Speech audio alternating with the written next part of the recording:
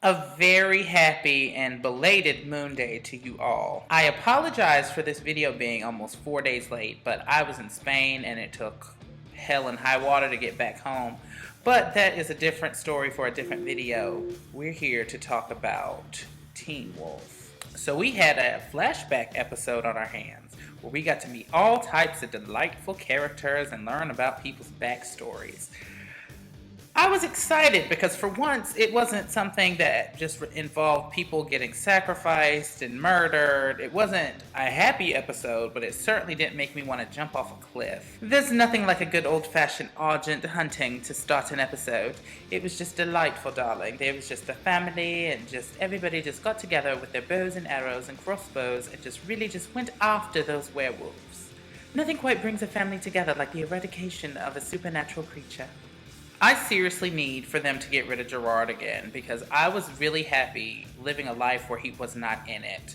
He is just so creepy looking in the face. He's like got one of those faces where gravity is trying really hard to pull it down, but he's so stubborn that it just stays up. And it ends up looking like somebody fucking wired his jaw shut, and it just is gross. And don't even get me started on the way he acts. He's like one of those creepy old men that get off on having people put their hands in his pockets.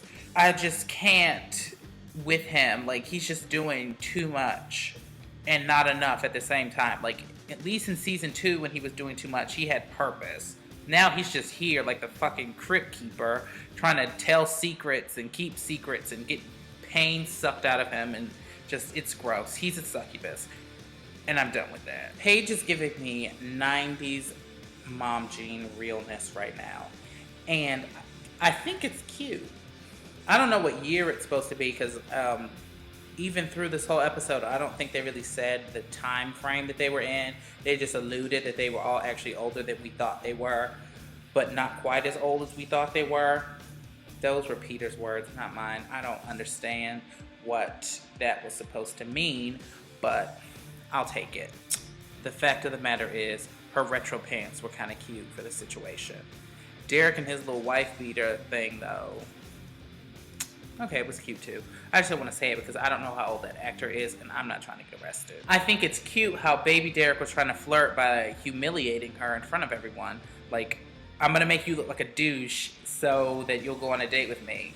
I mean, he ended up apologizing, but still, he had already done the damage, but she accepted, so I guess that's fine. You hit a triangle, and I guess all is forgiven. So what everybody thought has finally been confirmed, that Deaton and his sister are the Druid family, but I can't imagine it being them that's, like, ritually sacrificing people, so there's still more answers that we need, but we are one step closer to finding the truth.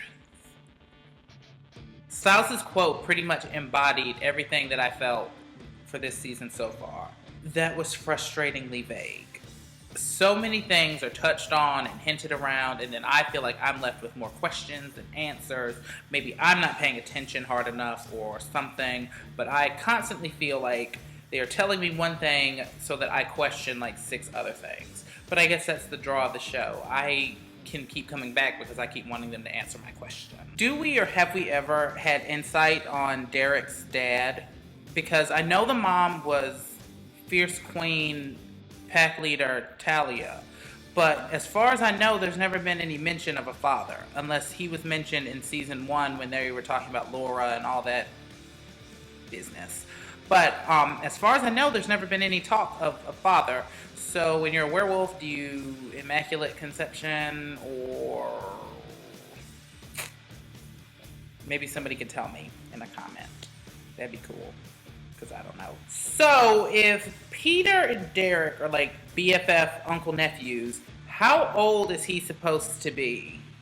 Because Michael Flabberjack is looking maybe 4 or 5 years older than that kid who played young Derek.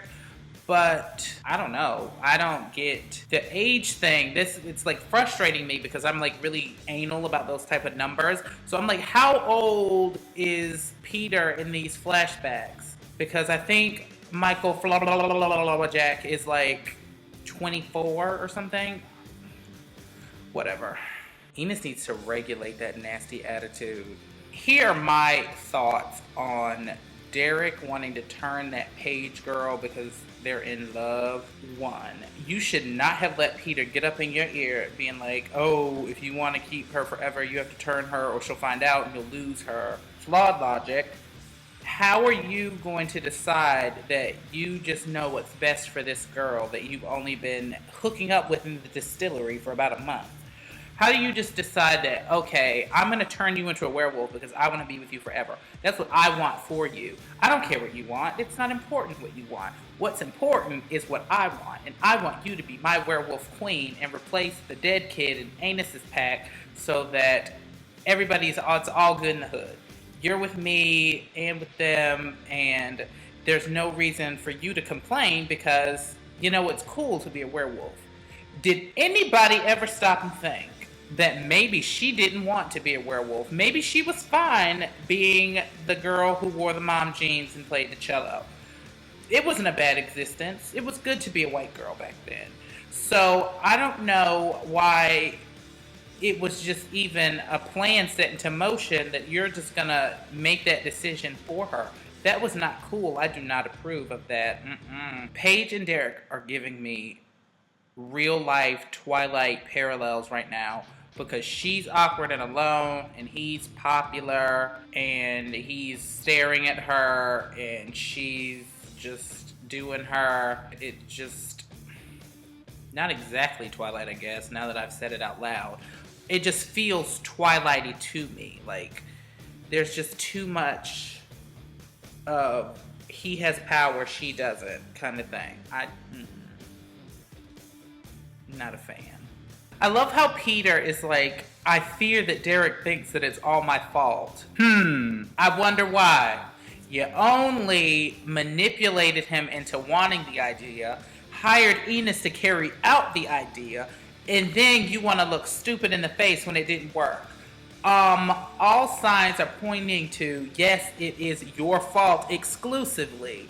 Even though Enos and Derek are also at fault, 98.8% of the blame can be thrust onto you, Peter, because that was not a good idea. And you should have thought twice about it before you decided you wanted to meddle. Gerard is the reason that Deucalion is such an asshole. At this point, knowing what happened now, I can't fully be upset with him for being a pressed bitch all the time because I think that I would be really upset as well if somebody tried to choke me with wolfsbane and then stab me in both eyes with arrows.